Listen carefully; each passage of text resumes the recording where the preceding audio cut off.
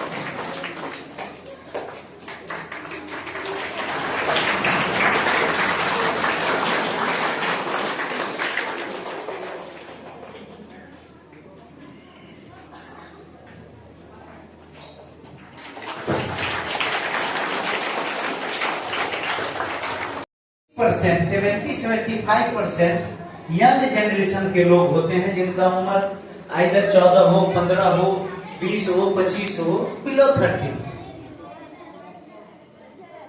आपस में बातचीत नहीं करेंगे तो फिर हम आगे और बताएंगे। ये केवल धनबाद में ये संख्या 2023 में 326 लोगों की मृत्यु हुई थी। 2024 में ये संख्या हमारे और आपके सहयोग से 222 पे ये आ गया। आप आए दिन न्यूज़पेपर में पढ़ते होंगे या अगल बगल के एक्सीडेंट को देखते होंगे। तो हम लोग ये प्रयास करें कि ये जो दुर्घटना की संख्या है या मरने वालों की संख्या है सड़क दुर्घटना में, ये हम कम करें। प्रयास करना चाहिए हम लोग को। ये अभी केवल एक डाटा है और आपको लगता होगा डाटा, लेकिन आप इस संवेदनशील छोटे बच्चे भी ये समझेंगे जो आसपास में कहीं भी दुर्घटना देखे होंगे कि जिस घर से कोई किसी आदमी की सड़क दुर्घटना में मृत्यु हो जाती है तो कितना मेजर समस्या होता है उसके जीवन में, उसके परिवार वालों में। अभी हमारी उतनी समझ नहीं है। जब हम गाड़ी चलाना शुरू करते हैं, बाइक चलाना शुरू करते हैं, विदाउट हेलमेट चला रहे हैं, ओवर स्पीडिंग कर रहे हैं और दुर्घटना होती है। दुर्घटना में कई स्टेजेज है।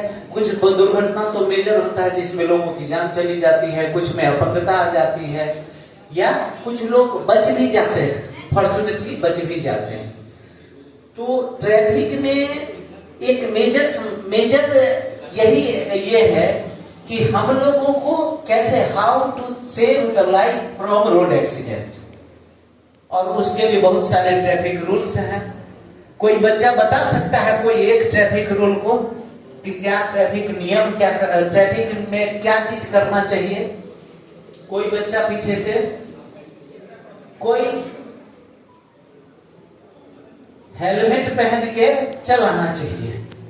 एक छोटा सा एग्जाम्पल है, जो छोटे बच्चे हैं जो गाड़ियां नहीं चलाते हैं, वो भी अपने गार्जियन को, जब आपके पेरेंट्स लेके आपको चलें तो विदाउट हेलमेट चलें, तो आप जरूर बताइए कि पुलिस अंकल बताए थे कि हेलमेट पहन के चलें। और इसके लिए नहीं चलें कि कहीं ट्रैफिक पुलिस पकड़ लेगी और हमारा फाइन कर देगी।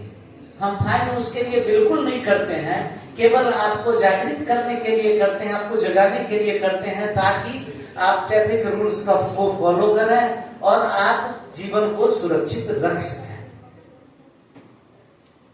अभी पाठक सर चर्चा किए कि ड्रंक एंड ड्राइव का, नशे की हालत में गाड़ी चलाते हैं, वो खुद कंट्रोल में नहीं रहते हैं, या तो कहीं जाके बड़ी गाड़ी से टकरा के और अपना जान गंवा बैठते हैं, या फिर दूसरे लोगों को धक्का मार के उनको जोखिम पहुंचाते हैं, उनके जान को जोखिम में पहुंचाते हैं।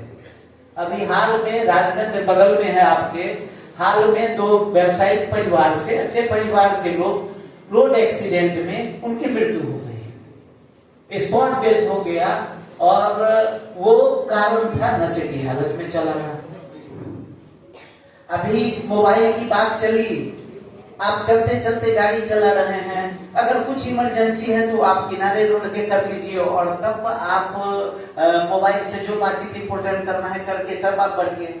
आज ट्रेंड में है कि हम गाड़ी भी चला रहे हैं, मोटरसाइकिल हो या कार हो, और हम मोबाइल भी सुन रहे हैं, उससे आपका दिमाग डिस्ट्रैक्ट होगा और आप रोड पे आपका कंसंट्रेशन, ट्रैफिक पे आपका कंसंट्रेशन नहीं हो पाएगा, और वो फिर दुर्घटना होगी तो या तो दूसरे का जान जाएगा या आपको हानि पहुंचेगी।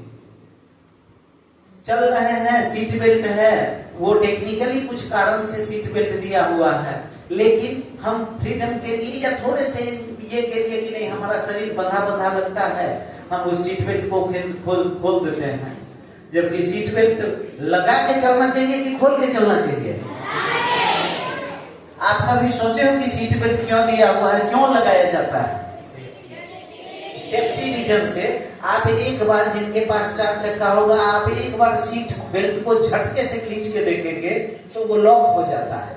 आप आसानी से खींचेंगे तो वो लंबा निकलेगा, लेकिन जब झटके से देंगे तो वो लॉक हो जाएगा, ताकि अगर बाइक पे कहीं दुर्घटना घट भी गई तो आपका सर, आपका चेस्ट ये जाके डैशबोर्ड से नहीं टकराए और दुर्घटना नहीं हो, और आप कम से कम जख्मी हो पाए।